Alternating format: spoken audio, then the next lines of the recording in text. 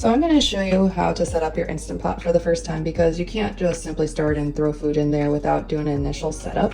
So of course, first you want to plug it in. So we're going to turn this until we figure out where it goes in. Then you're going to take that matching component and you're just going to plug it into the machine.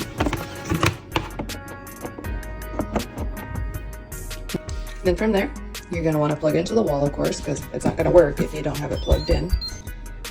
Then we're going to look up the initial setup instructions section. So clean before use. So you want to make sure that you're washing it with both hot water and soap, which I just did. So it's nice and clean and ready to be used.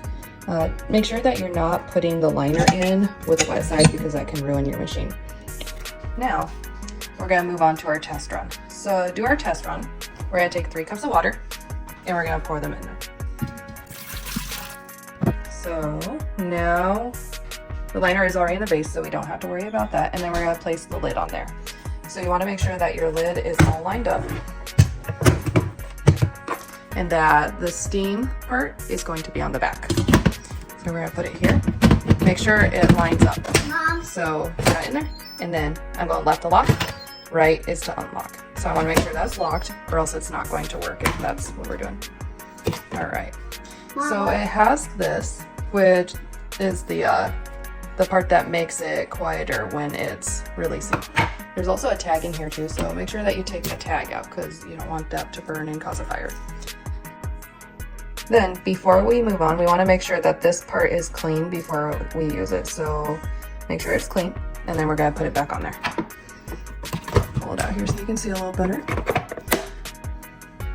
So that helps to keep away anything that might spit out at you and make sure that you're not burned.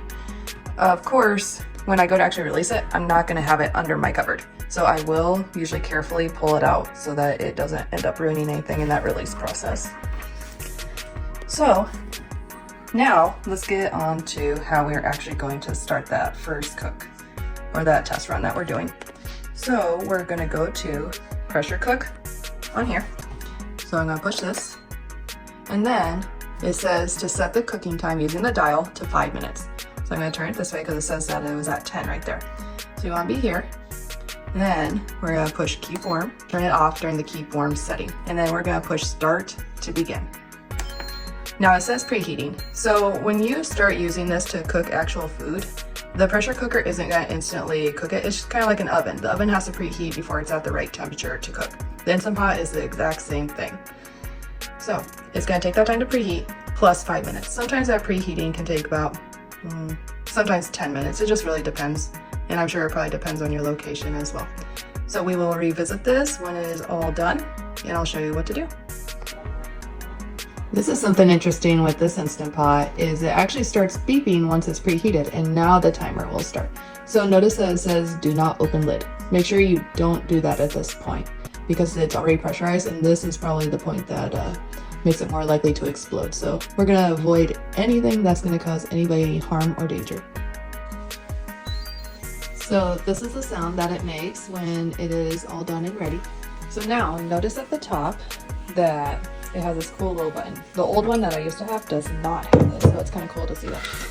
Now, as I mentioned earlier, you want to make sure that's not under a counter or anything like this. Very carefully turn it if you need to. Otherwise, if you initially move it before you set this, then that would probably be even better. But I usually carefully move it. Then I'm going to pull the button here. There we go. All right, so it's obviously done when it's not steaming anymore. And this one's cool. It actually says to open the lid. So now we can twist it. So go to that unlock position. So that means we're going to twist to the right.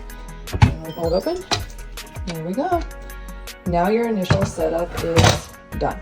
So of course, you're just gonna dump the water. You don't need it anymore, and then you're ready to cook. Happy cooking.